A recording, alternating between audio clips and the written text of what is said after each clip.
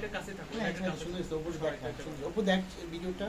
ভাই আপনাদের হইলে আমাকে একটু ফোন দিও। হ্যাঁ অবশ্যই, আমি 5টা মিনিট। হ্যাঁ আমি অনেক ফোন সুবিধা দিয়ে আছে, ফোন ছেড়ে দিলাম। ওপর ছবি দিতে, ছবিটা দেখতো শোভা, আমার দুটো ছবি নিবা।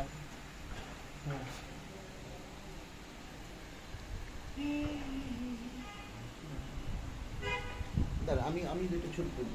যাই ভাই হাতে পাইছো ছবি দেখে পাইছো?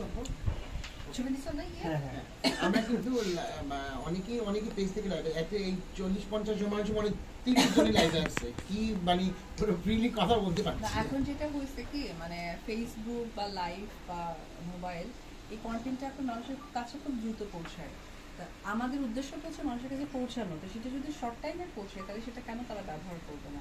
ঠিক। আর সবচেয়ে বড় কথা আজকে আমাদের বন্ধুরা যেমন রাহাত, রঞ্জু, দীপান্তর ভাই, তারপরে তোর রুহুল, মানে শুধু একজনই না, আসিফ নাই, মানে আমার এত ভালো লাগতেছে যে সবাই আছে, মানে এই জিনিসটা আমার কাছে খুব ভালো লাগতেছে।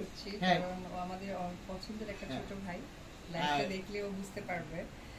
কারণ আসলে আমাদের কাজের মধ্যে দিয়েই দেখা হয়, সম্পর্কের জায়গাটা এইভাবে বিল্ড হয়। তো ওই জায়গা থেকে যখন একটা কাজ হয় আমরা ওয়েট করে থাকি যে সকলের সাথে সকলের দেখা হবে।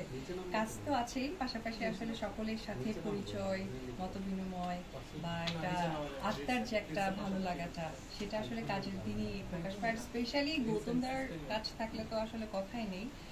অনেক সময় হয় যে তারা জার্নালিস্ট, মানে বলতেও হয় না দাদা আছে, মানে family member, we are family member চলে আসে।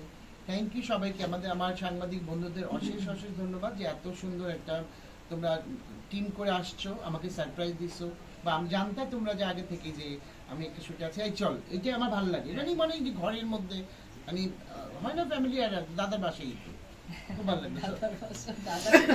এইটাই ঠিক আছে। এই ছবি পাইছো? আপনার সাথে একটা হ্যাঁ নিয়ে না একটা ছবি। আসিফ ভাই ফোন দিছে। আসিফ না না এই সে পশ ও পশ